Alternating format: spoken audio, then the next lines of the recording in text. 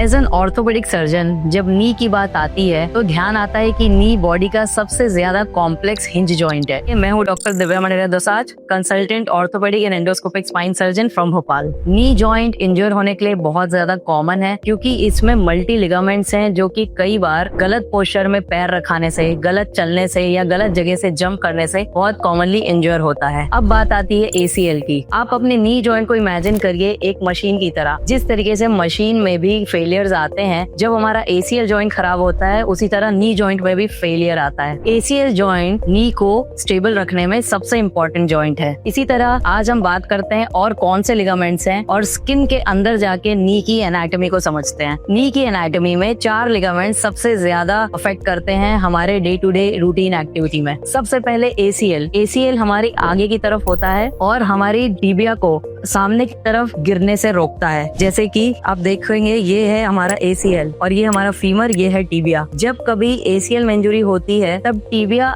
आगे की तरफ शिफ्ट होता है और हमारा पिवट वाला मूवमेंट भी अफेक्ट होता है। सेकेंडली PCL जो पीछे की तरफ होता है। PCL में जब कोई प्रॉब्लम आती है तब वो हमारे नी को पीछे की तरफ एक्सटेंड कर देता है और टिबिया को फीमर के ऊपर पीछे की तरफ पुश करता है। इससे नी अनस्टेबल हो जाती है क्योंकि पीछे की लिगामेंट जो उसको सपोर्ट दे रही थी ताकि नी और पीछे ना जाए वो डैमेज हो गई होती है। सेकेंडली 2 इंपॉर्टेंट लिगामेंट्स हैं हमारे MCL और LCL, मीडियल कोलैटरल लिगामेंट और लेटरल कोलैटरल लिगामेंट।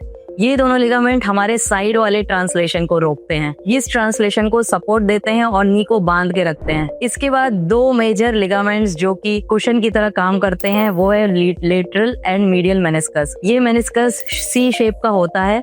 ये C शेप के कारण ही हमारे नी को कंप्लीट सपोर्ट देता है और जब भी हम जंप करते हैं, कहीं हाइट से कूदते हैं, तब ये कुशन की तरह एक्ट करता है और बीच में आने नहीं देता। सिमिलरली हमारे नी के अंदर आर्टिकुलर सरफेस है। ये सरफेस बहुत ही चिकना और स्मूथ रहता है जो नी के मूवमेंट को नॉन फ्रिक्शन तरीके से होने में हेल्प करता है। जब आर्टिकुलर कार्टिलेज में कोई डैमेज होता है तब ये लॉन्ग टर्म अर्थराइटिस क्रिएट करता है। इसी तरह नी के ये सारे लिगामेंट्स में हीलिंग अपने आप कई बार प्रॉपर नहीं होती है। इनकी ब्लड सप्लाई काफी वीक होती है, उसके कारण इन्हें रिपेयर नहीं किया जा सकता। इन्हें रिकंस्ट्रक्शन करने की जरूरत पड़ती है किसी ग्राफ्ट की मदद से। अब आते हैं हम ACL पे। ACL लिगामेंट अगर टॉर्न होगी तो आपको फील होगा सडन पॉप की आवाज आएगी, लेकिन ये पॉप की आवाज मेनिस्कस, MCL, LCL कोई भी तीनों लिगामेंट भी टियर होने पे आती है। तो हम डिफरेंशिएट कैसे करते हैं? जब हम चलते हैं तो हमारा नी आगे की तरफ ग्लाइड करता है, ये ग्लाइड को रोकता है ACL। अगर ACL टूट गया तो हम जब भी चलेंगे, सीढ़ी चढ़ेंगे या फिर स्टेप से ऊपर आएंगे तो हमें लगेगा हमारा नी गिव अवे कर रहा है, जिसके कारण स्टेबिलिटी नहीं लगेगी और हमें ऐसे पकड़ के चलना पड़ेगा। ये सारे साइंस हैं कि अगर आपको ACL इंजरी हुई होगी। कई बार सडन पॉप की आवाज के बाद अगर आपको 2 घंटे में नी में स्वेलिंग आ जाए, ये स्वेलिंग साइन है कि अंदर कोई लिगामेंट इंजरी है। सिर्फ लिगामेंट नहीं, कई बार अंदर फ्रैक्चर भी हो सकता है टिबियल स्पाइन का। यंग एथलीट्स में मेनिस्कस की इंजरी भी ऐसे ही साउंड करती है। ज्यादातर ACL, मेनिस्कस और MCL ये 3 लिगामेंट्स हैं जो डैमेज होने के चांस ज्यादा रहते हैं। इसे हम कहते हैं टेरिबल ट्रायड। ये ट्रायड जब भी इंजर होता है तो जरूर आपको सर्जरी कराने की जरूरत पड़ती है। इस तरीके से नी के एनाटॉमी में हमने जान लिया swelling, popping sound, limitation in movement, कई बार एक्सटेंड नहीं कर पाएंगे आप नी को। ये साइंस हैं कि नी में आपके इंजरी हुई है। ACL इंजरी 70% तक के नॉन कॉन्टैक्ट इंजरी होती है। इसका मतलब उसे कोई धक्का नहीं लगता है। ये ज्यादातर जंप करने की वजह से या गलत पोस्चर पे फुट रखाने की वजह से पिवट इंजरी होती है।